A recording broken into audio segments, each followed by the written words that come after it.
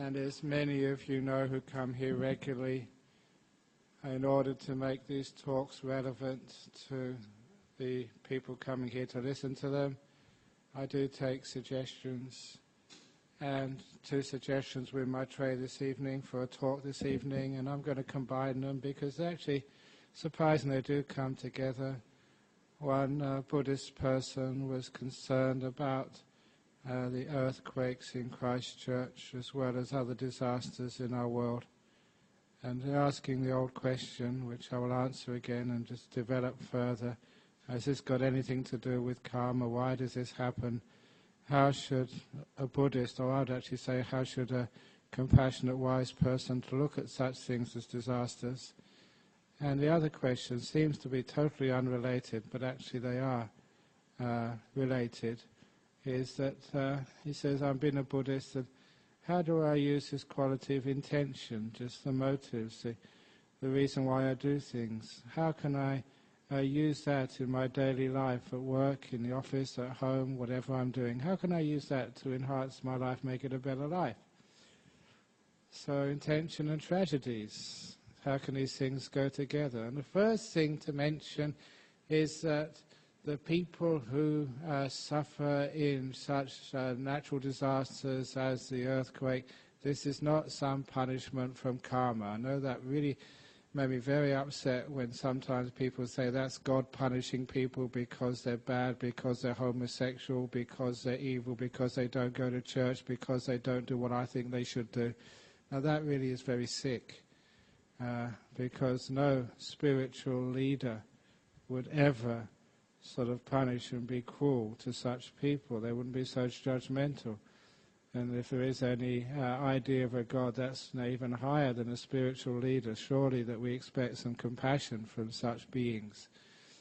And there's obviously no compassion which is shown there.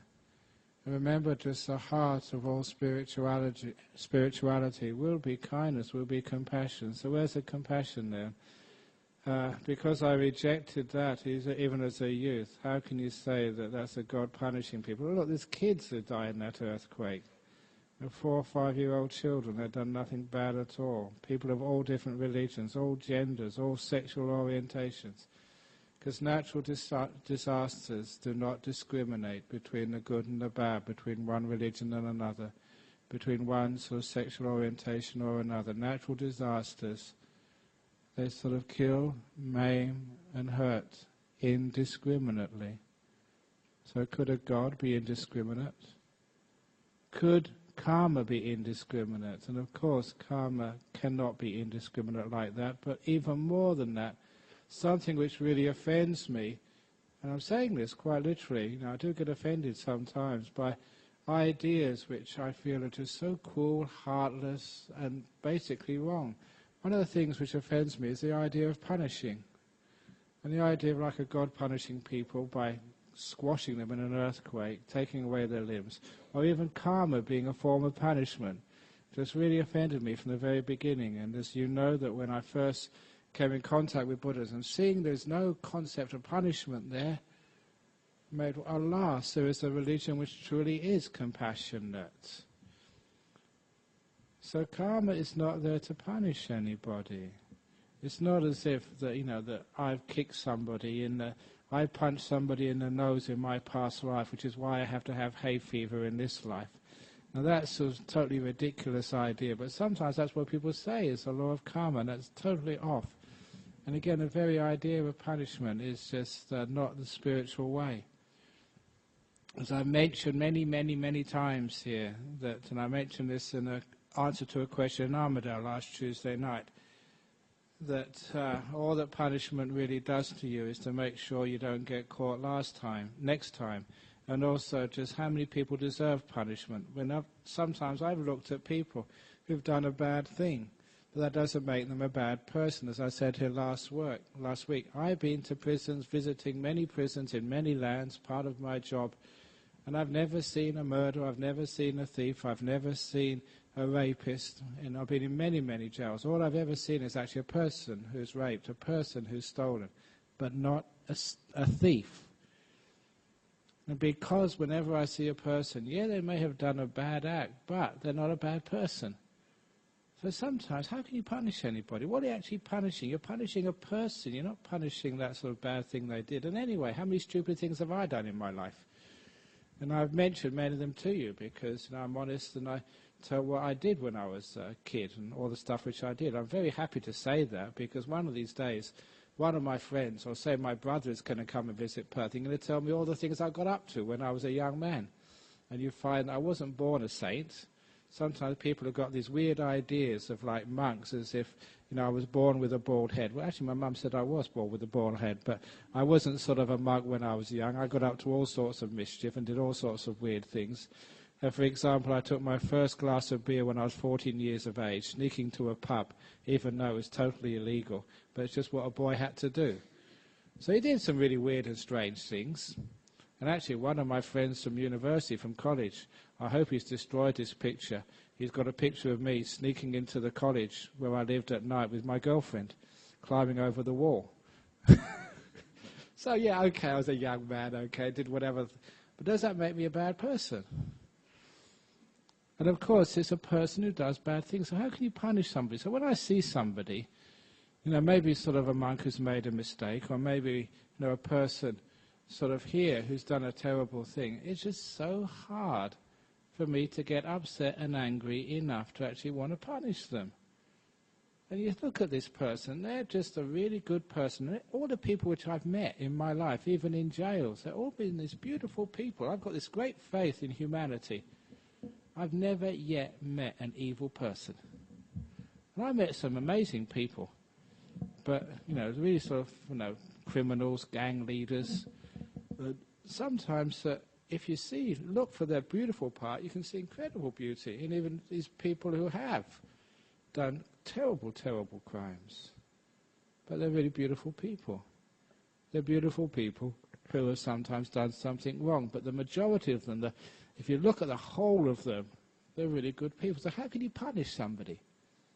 Does anyone deserve to be crushed to death in an earthquake? What crime, bad thing, would they have to do to experience that? Does anybody deserve to be swept away by a tsunami? Is that punishment really valid? And to me, the laws of this universe can never be like that. There can never be such cruelty, such vindictiveness. So karma is not vindictive. It's not an eye for an eye and a tooth for a tooth. I wrote the other day, look, there's enough blindness in this world already to have an eye for an eye and a tooth for a tooth. I like to see people smiling with their full teeth, not just a few teeth missing. So just an eye for an eye, a tooth for a tooth just increases the blindness and the lack of beautiful smiles in our world. And that's obviously that you can see that that's not just literal, that's also metaphorical as well. That revenge just makes people more stupid, takes its blindness, and it also takes away the compassion, the beautiful smiles you see. So it is not vindictive at all. So to understand what it is, there's a classic story, and if anyone is asked here about what did people do to suffer in the earthquake in Christchurch, this is the answer you can give them, and it's a deep answer. At first these answers seem to be superficial, but if you start really reflecting upon them, using them, you can see there's actually something very profound here. Simple, truthful, but deep. And that was that story of that a disciple of Ajahn Chah who got drafted into the Thai army. And after a few weeks, after training, a few weeks, he was in one of the border areas of Thailand, and he got shot at, he got badly wounded, put in hospital, invalided out of the army.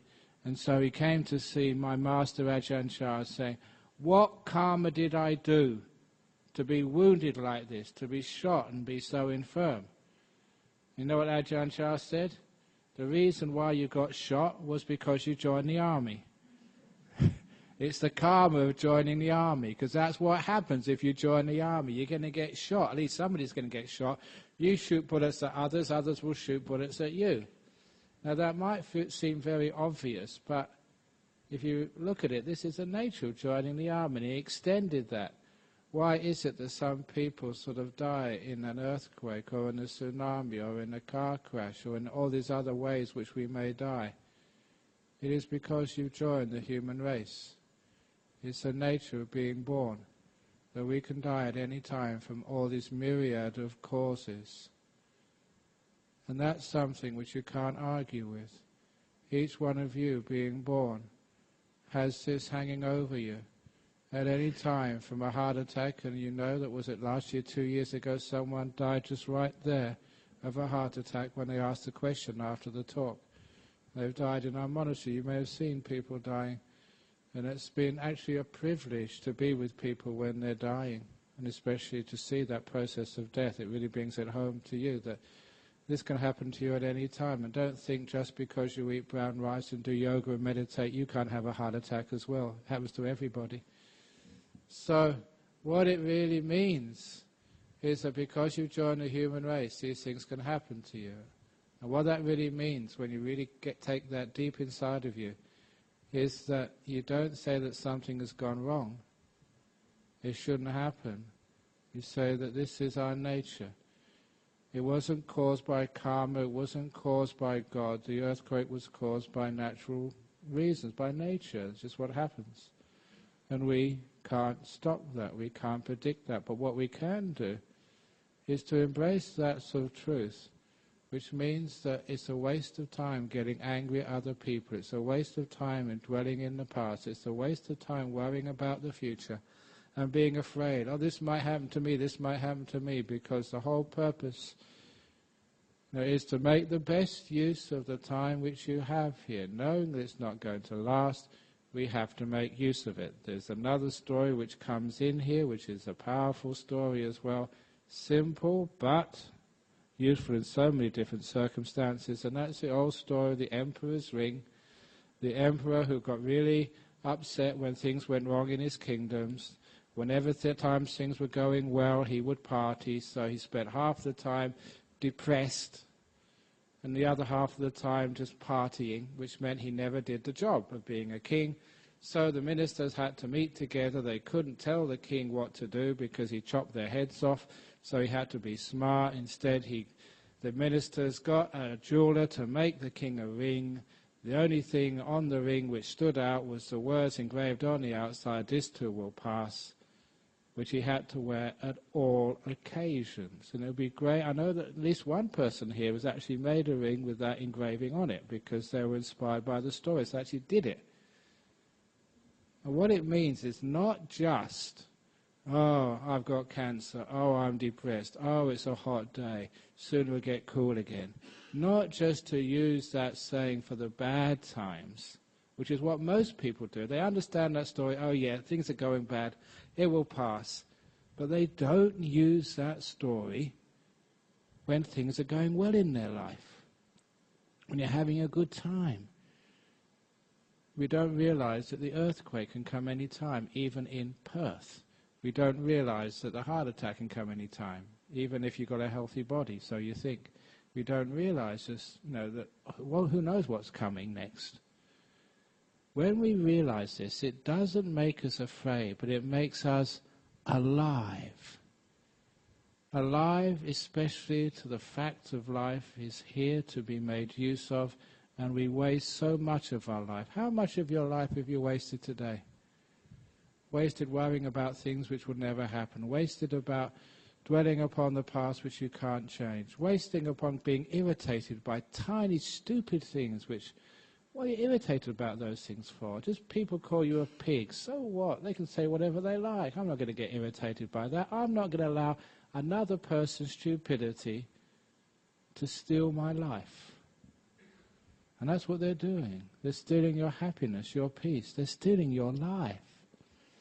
Why do you allow all these worries and concerns to take away what is really precious? And this too will pass. And understanding things like earthquakes, and understanding things like tsunamis, understanding even things like robberies in your house, understanding it, this too will pass, makes you more alive to this moment, valuing it more, and not just being so heedless. That was the Buddha's last words of advice, as many of you traditional Buddhists know. So strive on with don't be heedful, don't be sort of heedless. And what they really mean there is because these disasters happened, it means that now we have life. Let's make the best use of it. Let's really enjoy, put all our effort into it, find peace, find fulfillment, do it while we can, because this too will pass. What happened to that emperor, it meant he didn't just spend time partying. He really worked hard for the peace, happiness and health of his kingdom. And of course those good times lasted much longer. So once you understand that this too will pass, it makes you a much happier, healthier, more productive person, because we don't waste time. How much time again do we waste? You just asked that question earlier and you probably know just too much. So the first thing which things like a Christchurch earthquake, fires, floods tell us is don't waste time. It goes too quickly. And the other thing it tells us, as those of you who have ever been through a disaster, that when we look on it afar we think this is a terrible tragedy. But when actually you're in close, that many of those tragedies, they've got some beautiful, beautiful things happen. I'm telling a story which I heard a long, long time ago. I haven't told for many years now, I think, although I'm getting old and I forget what I said last week, just like other people do. So this was a story, I think there was some major famine, probably in Africa, I can't remember exactly.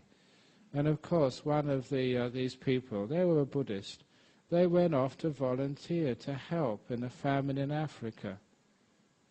And when they came back, they were talking with one of the monks, and they were actually saying, the monk was saying, that must have been terrible, because he'd seen the pictures of these starving people, men, women and children with the bloated bellies and flies all over them, dying.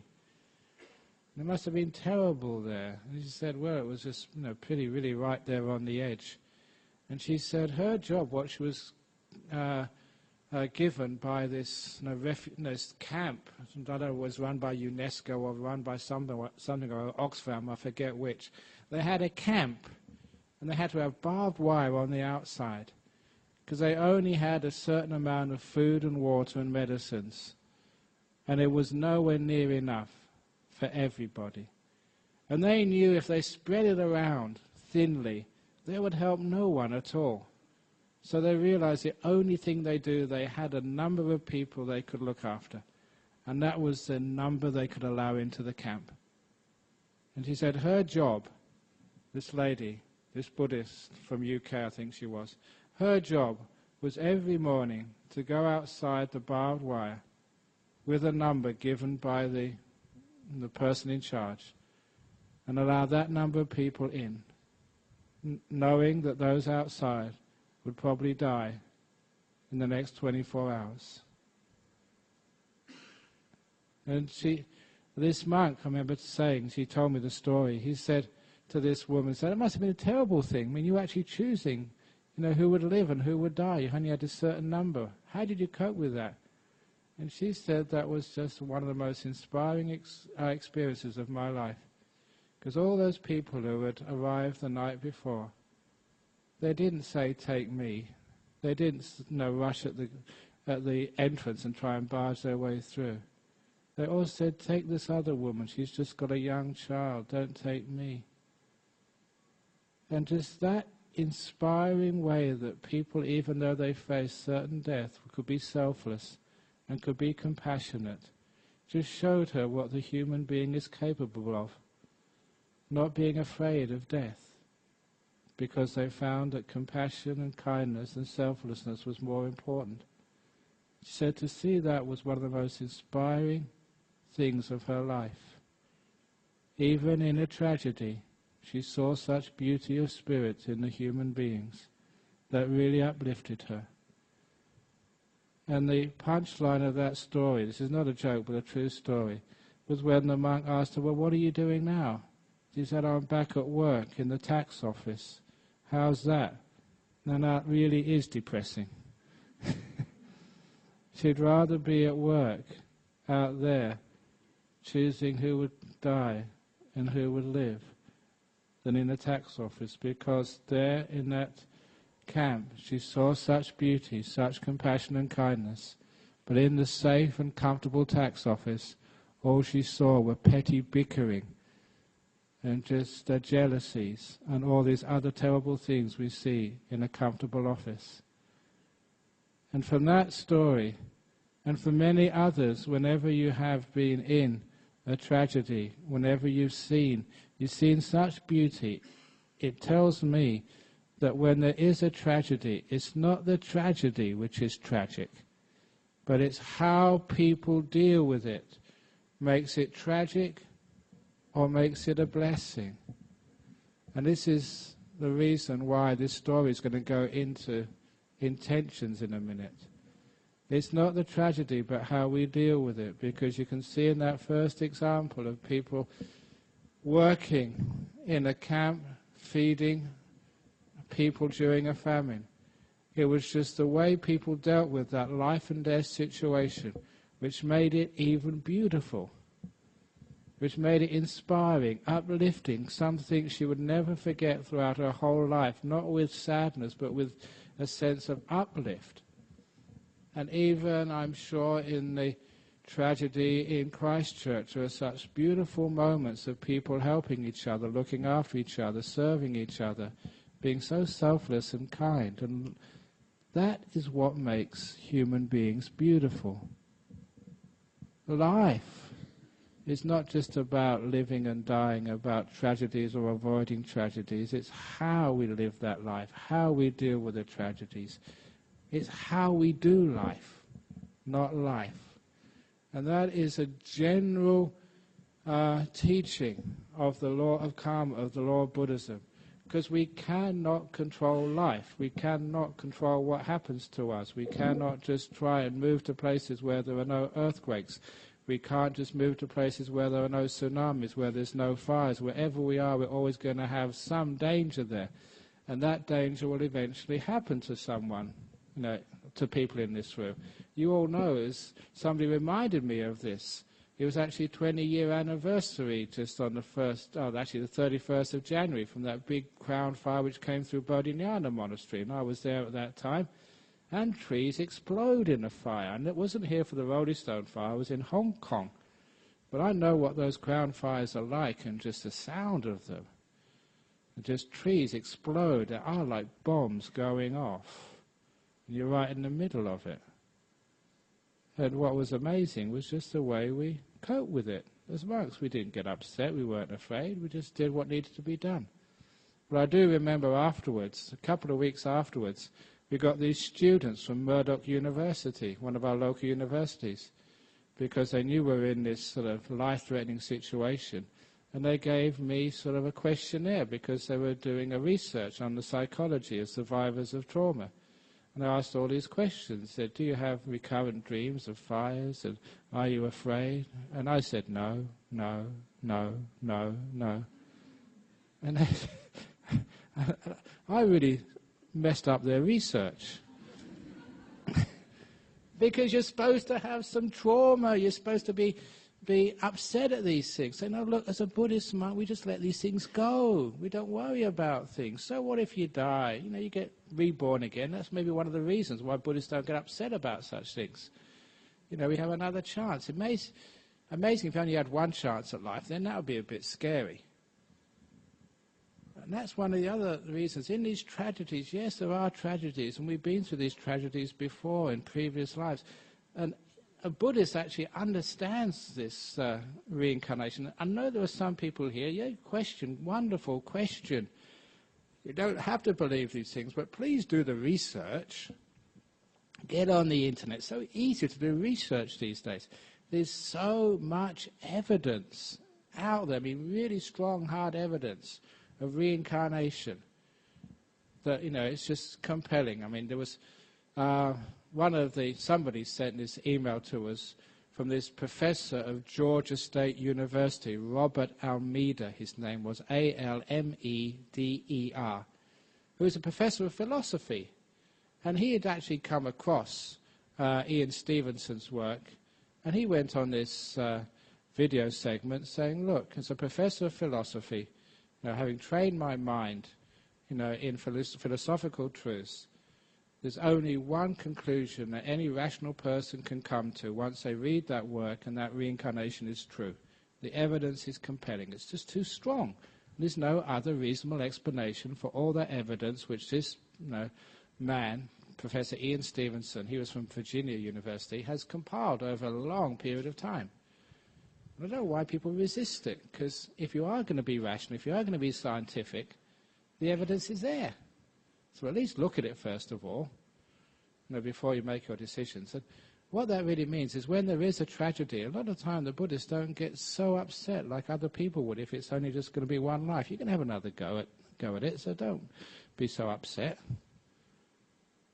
So even seeing it in that perspective, it takes away a lot of the pain of the tragedies. And I think one of the reasons why people overreact to tragedies is there's such a fear of death because of the wrong assumption this is the only chance we have. There is a fear of death which really upsets just the way people act in this world. I mentioned that to a group of medical students over in, it was in Johor Bahru, because Monash University has a campus over in Johor Bahru, and as many medical students came to my talk. And I told them that whole thing, that your job is not to cure people as a medical student, as a doctor in the future. Don't go around curing people. Go around caring for people. There's a whole different ball game. You cure people because you're afraid of death. You're caring for people because you love life and appreciate life. And just seeing that just changes people's whole attitudes. We don't have these terrible interventions at all costs to save life because we care for the person. Caring is more important than curing. And just simple things like that come when we don't have this great fear of dying, as if that's the worst possible thing we can do. Compassion is more important. So even a tragedy, is a tragedy the most important, or the lack of compassion, or the presence of compassion in such tragedies? It's the presence of compassion in such tragedies which is important. It's not life, but how we live that life. It's not these events which happen, but how we react to them. And that is what we should be doing in life. We can't control life. These things happen. Mistakes happen. People do the wrong things. They cheat us. They're cruel to us. Diseases happen. It's not the cancer, it's how you deal with the cancer. It's not the death, it's how you deal with that loss. It's not just the earthquake or the tsunami, it's just how you deal with that. And the wonderful thing about Buddhism is that is what karma means, what you do with what you've got. And that is the right intention, whether you're at work, whether you're at home, in the hospital, in the prison, working to get survivors out. It's how you're doing that. What is your intention? And the quality of the intention is the kindness, the generosity, the selflessness, the compassion. That is the most important part. That interface between you and what you have to deal with, that is where spirituality, Buddhism lives. It doesn't live within the person. It's nothing to do with what's out there. It's the interface, the relationship between you and that tragedy. And that means there is always something to do, always something you can do. One of the biggest problems with a tragedy like an earthquake, that people feel helpless. They feel afraid, there's nothing we can do, these things are going to happen, I can't control it, because the forces of nature are beyond control, and that's why people get so afraid when these things happen. I remember reading about the town of Lockerbie in Scotland. After that aircraft went down, fell from the sky, the survivors couldn't sleep at night afterwards. They survived, but it was this crazy idea that now that an aircraft had come down on top of their village, they thought another aircraft could come down at any time. It was fear which was crippling them. And the fear was that they could not control, their security and safety. And it's the same with, sometimes that you hear the neighbor next door got robbed, and you feel so afraid that you've got no security anymore. It's not whether you're robbed, it's actually how you deal with that. Look, there's this one person over in Perth, they were working up in the mines. And so their wife was left at home alone. And so he thought that all the security systems in the world can't stop these thieves, so he decided to get a dog. So went to the pet shop to get a watchdog. You know, her joke is coming now. Went to the pet shop to get a watchdog. And the pet shop owner sort of came out with this little Pekingese. And the guy said, I can't use a Pekingese dog. You know, what sort of burglar would be afraid of such a tiny dog? And he said, now listen, this is not an ordinary Pekingese dog. This was raised in a Buddhist monastery in China. And he was taught karate. This dog is a black belt in karate. Look, I'll show you, said the owner. And he told it that he told the dog, karate my box over there. And in about 5 seconds, that box would reduce to shreds. And he said, karate my chair. And that dog made that chair into matchsticks. And that was one tough dog. So just because they're small doesn't mean they're not dangerous. So he said, I'll take that dog. And so he brought the dog home, and he told his wife, said, wife, this is your watchdog. When I'm up north, this dog will protect you. He said, oh, don't be ridiculous, it's too small to protect me. And man said, that dog knows karate. And the wife said, karate my foot.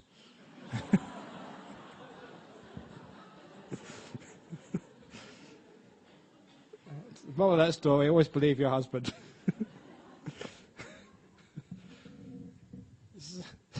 So, okay, so you get your house robbed. How do you relate to that? How do you do that? I remember this one woman came up to me, and you know, it's a Thai lady, that somebody came into her house and said, what did he steal? He stole all my whiskey. I said, good thing, you shouldn't have any in there to begin with. You're supposed to be a Buddhist. So I said, that's a very good burglar. I'm going to give him the address of a few other people who should burgle. But what does that actually do when you actually have a tragedy like that? Again, you can get negative about it and get afraid about it. You can sort of start crying about it. You start to get angry about it, which is what many people do when they have a tragedy. You know, that Elizabeth Kubler-Ross, you know, when she did her death and dying, the 4 stages of grief. And anger was, denial was one of them. Anger is another of them. That is not the Buddhist way. The Buddhist way is not denial, accepting. Yeah, this happened. It can happen anywhere, any time. It's acceptance, honesty. If you join the human race, you can die of an earthquake. If you don't believe me, next time you get reborn, read the contract before you actually get reborn. It's in there. You can die at any time of anything. So, be honest. And number 2, don't get angry and think that something has gone wrong.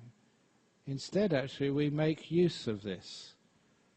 So if there is a great tragedy, if any one of you has lost a friend, a loved one, in an earthquake in New Zealand, or lost someone from somewhere else, what does it teach you? Their life, and especially their death, what's its meaning for you?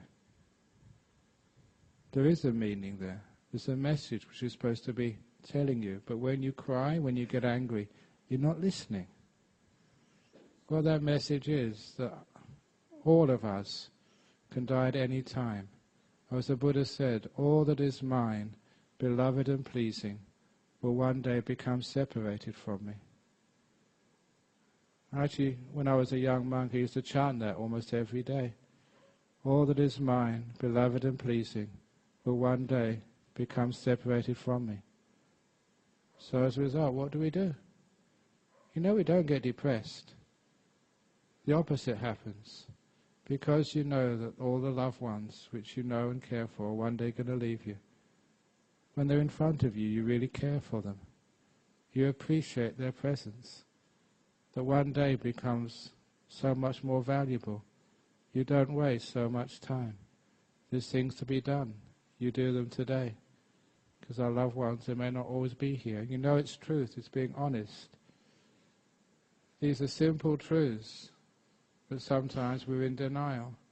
We live our life as if in denial, as if we're going to live forever, as if our loved ones are going to be around forever, and that is the problem. You forget the ring, this too will pass. And when it does have a tragedy, that's why people get so upset. I mean, Christchurch, it's on the fault. Should have known from the first place. This could happen any time. Just because it happened once a few months ago doesn't mean it won't happen again. Where I live, up in Serpentine, it's a bushfire zone. I know it's going to happen again. I know there's going to be a bushfire up there. It's just a matter of time. That's why we're so well prepared at our monastery. So we're just waiting for it to happen. It's not being in denial, which is what happens to many people in bushfire zones. It's not in people with bodies. Sometimes we're in denial. Oh no, we're not really going to be sick.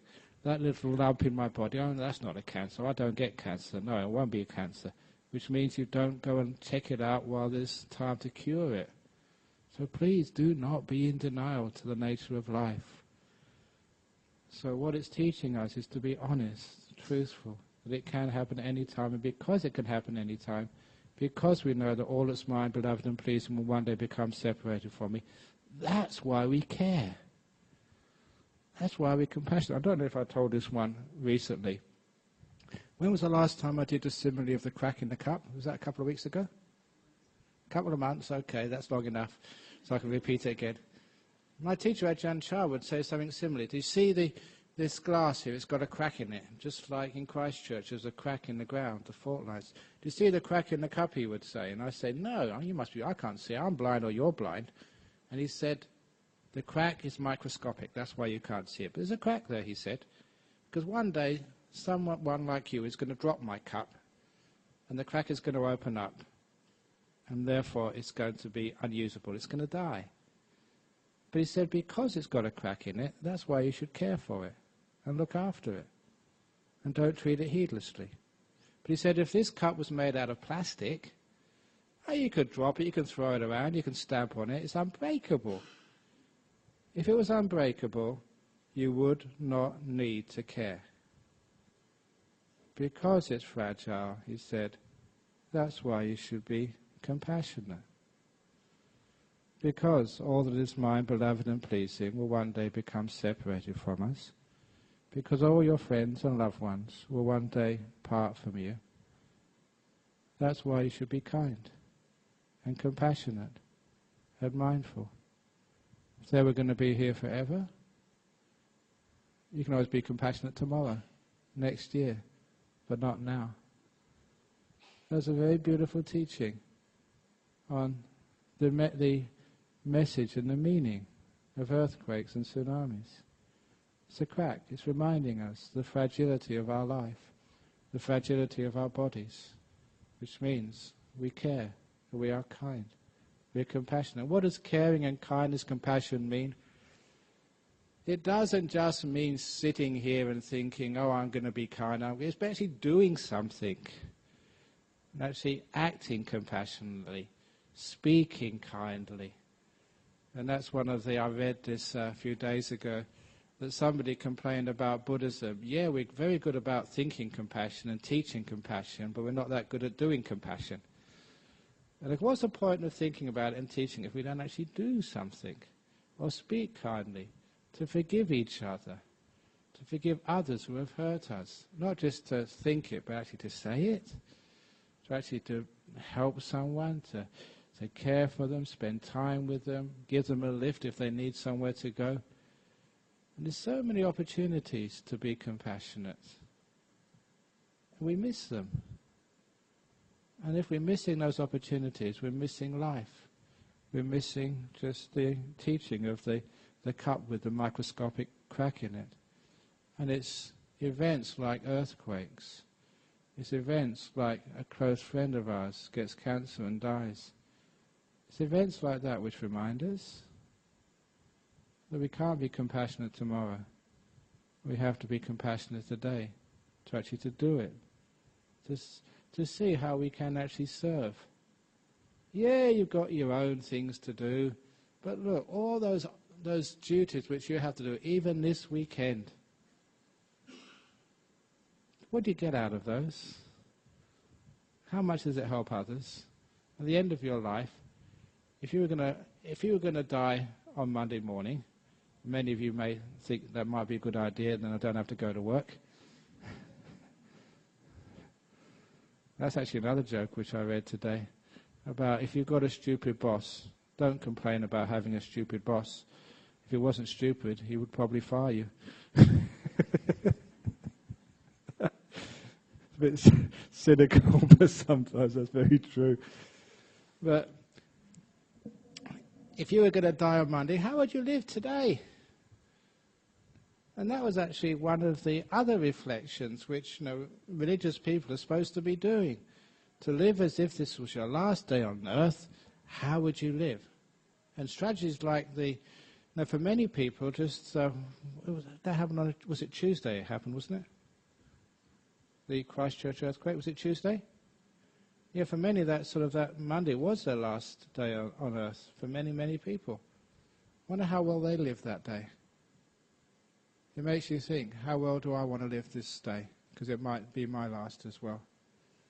And if you can do that, living every day as if it was your last, remembering that crack in the cup, I've got to really care and be compassionate. How do you live that life? Not with fear.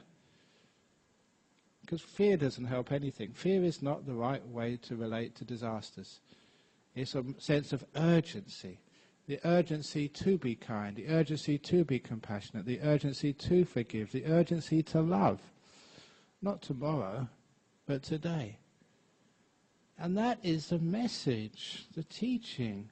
So when we get angry, when we sort of in denial, when we're even afraid, we don't listen to those teachings. And those teachings really help our lives.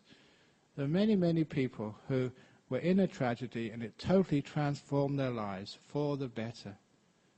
They just became such amazing human beings because it really taught them what life is all about. Sometimes we don't find the meaning of life by watching Oprah Winfrey. We don't find the meaning of life, even from listening to talks like this. Sometimes you find the meaning of life in those difficult times, almost unbearable times, when some kind, compassionate person just helps you. And you realize, wow, that is so beautiful, that is so wonderful. That is what life is all about.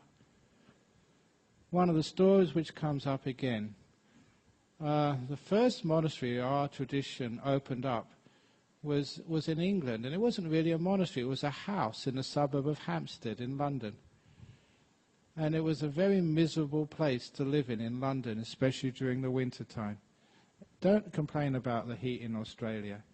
At least you've got sunny skies.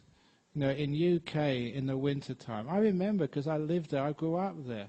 And I went to school in the morning, maybe about 8:30, 9 o'clock. It was dark, black dark. And you went home after about 3:30, and it was dark again.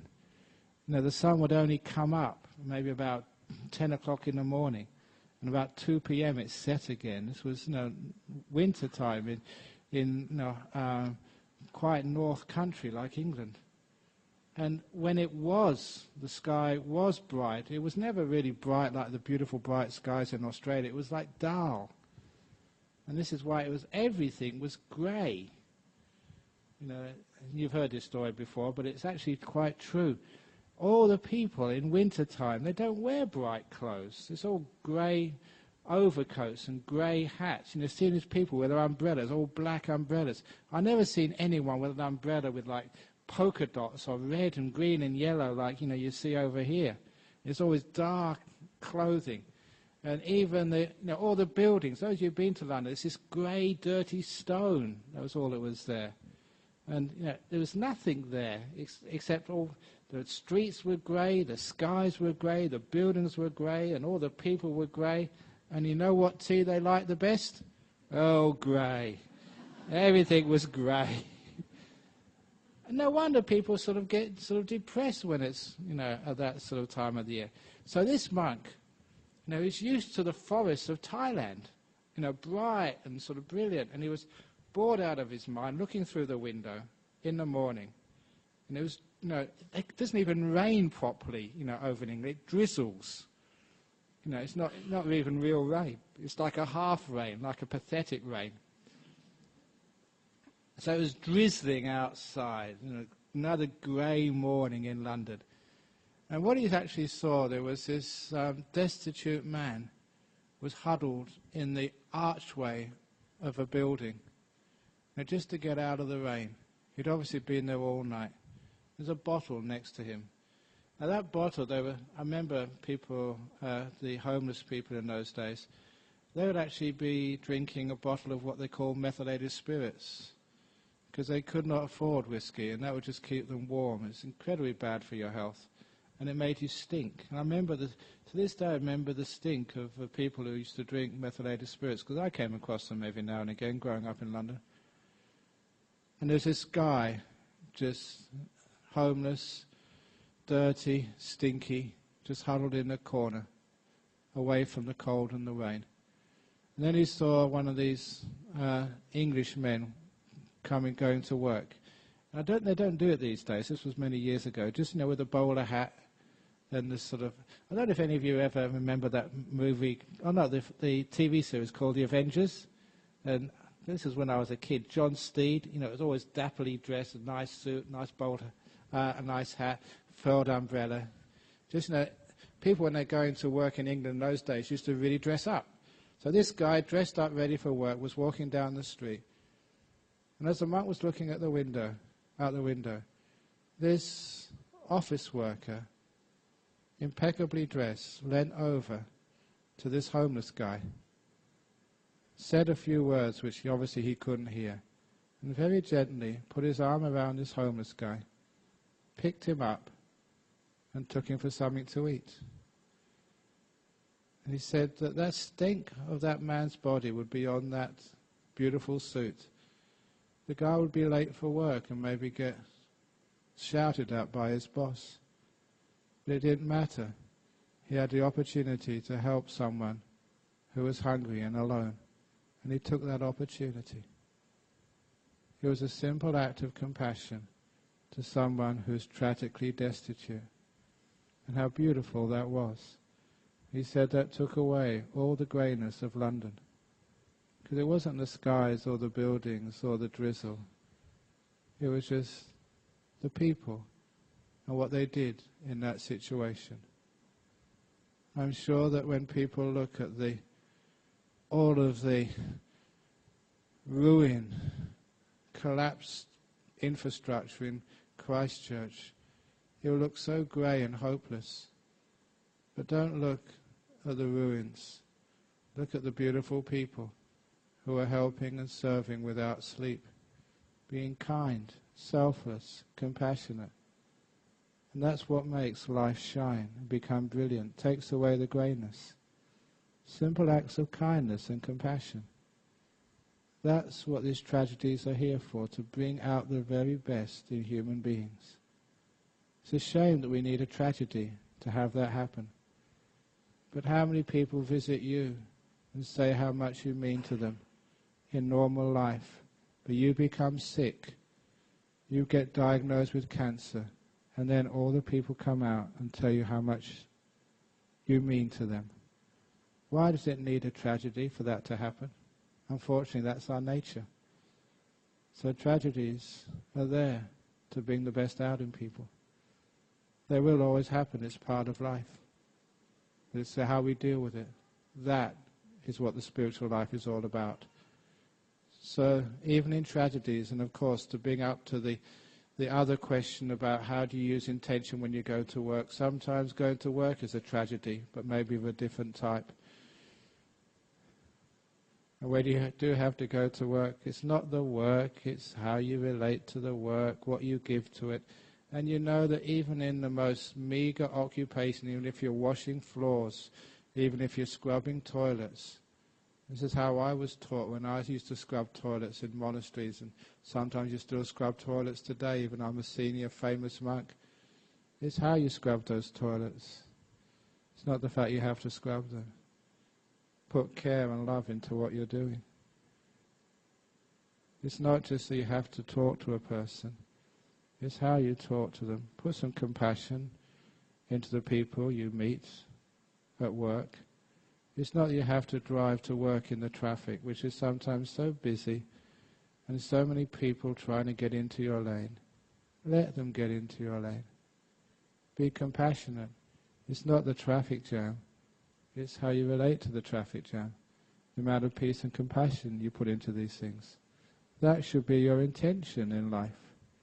Whether you're going to work, or you're helping in an earthquake, or you're helping restore the broken lives and homes in Rhodestar and Armadale. It's how you do those things. That makes the beauty in life. And I know, having lived through those big bushfires, the Crown Fire, it was 46.4 degrees in Perth the day the fire came to our monastery.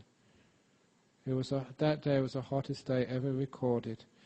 There was another hotter day a month or two later, but still the day the fire came through Bodhinyana Monastery in Serpentine, still to this day is the second hottest day ever recorded in Perth. As we got this huge fire at the same time. But you look at our monastery now, you would never believe there was a fire there. Life has grown up again. From ashes come regeneration. I know from my history books, in my town I was born in London, had a huge fire, had Black Death, and then the fire of 1666, if I remember correctly. The fire of London. It was because of the plague which happened beforehand that the city of London redesigned the sewer system to give a state-of-the-art system to clean the whole place up. And because of the Great Fire, they could plan much better buildings and a much more modern city.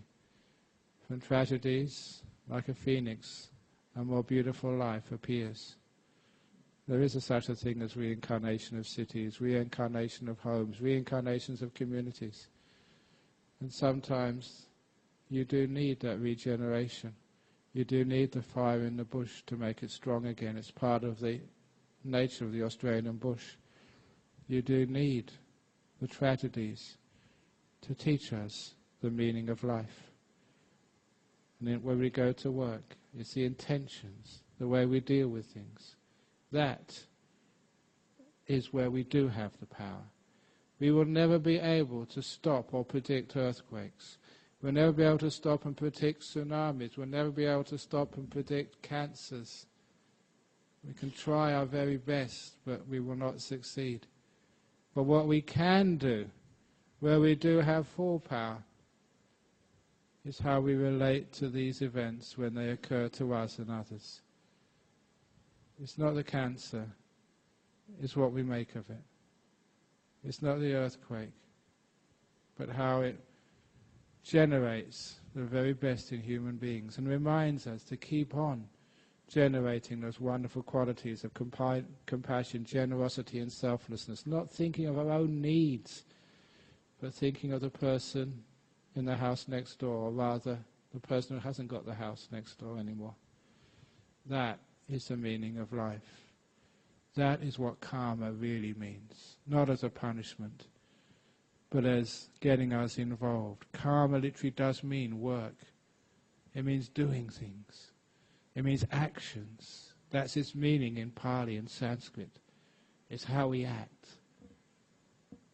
The events of life, they give us the ingredients.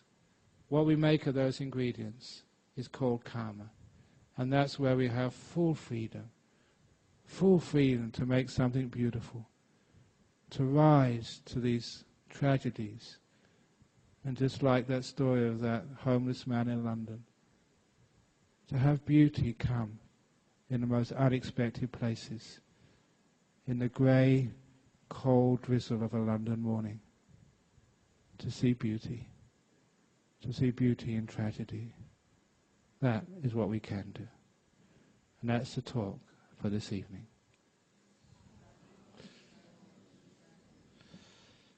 So, has any comments or questions about that? Yes. You mentioned once about victory chant.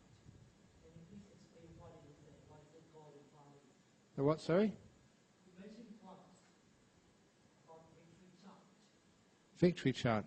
Yes, of Buddha. Yeah. I can't find it anywhere. Oh, that's didn't mention in this talk. That's the Jayamangala, or the in short, it's the Mahakaruniko Nato Hitaya Sapapaninang Jayanto Bodhiyamule It's a toy of the Buddha's victory under the Bodhi tree. If you come to me later on, I can go get one of the books from the library and show it to you. It, like many of these things, they've got other names as well. And so that's just one of its epithets, the victory chant. I thought you actually meant the victory chant in Australia was it Aussie, Aussie, Aussie, oi, oi, oi? That's only when they're in the cricket. Any other comments or questions? So please, whatever happens to you in life, never really get depressed, don't get angry, don't get afraid. There's opportunities there to do something much more higher than that. Okay, so now we can have our announcements. Thank you, Ajahn, for that wonderful talk filled with so much compassion. Thank you for the new joke about the karate dog.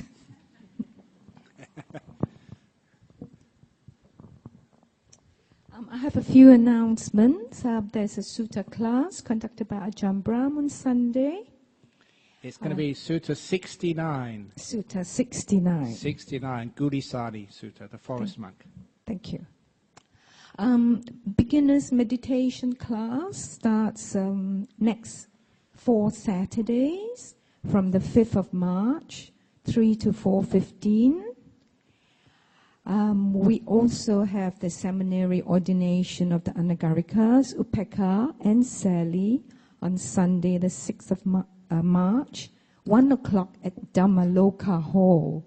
A lot of people are confusing Dhammaloka with Dhammasara. Oh, yeah. So please. This is a nun's ordination, how we make nuns. So the nuns' monastery in Gijiganap will be closed for that day because all the nuns will be down here. And talking about nuns, there is a lovely young lady, Joanne, who is going to shave off her hair, her beautiful long hair, to raise funds. Joanne, can you stand up, please? Yes, stand up to your hair.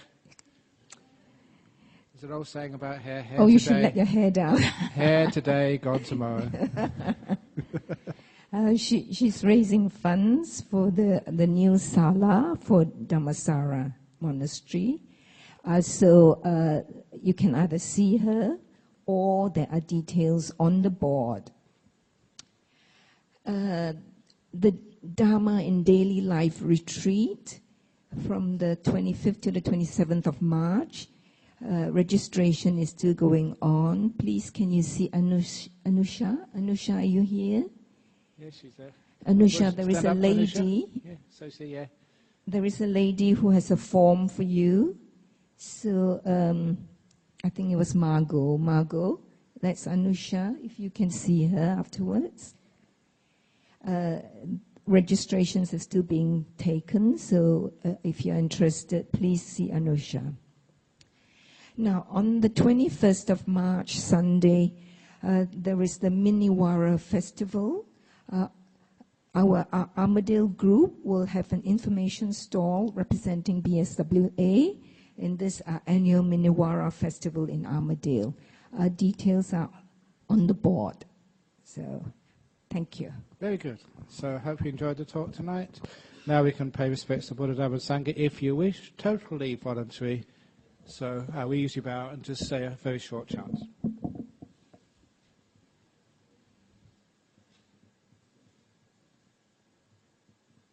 Arahant Sama Sambuddha Bhagava Buddhang Bhagavantang Abhivademi Sawakato Bhagavata Dhammo Dhammang Namasami Supatipano Bhagavato Sawaka Sangho Sanghang Namami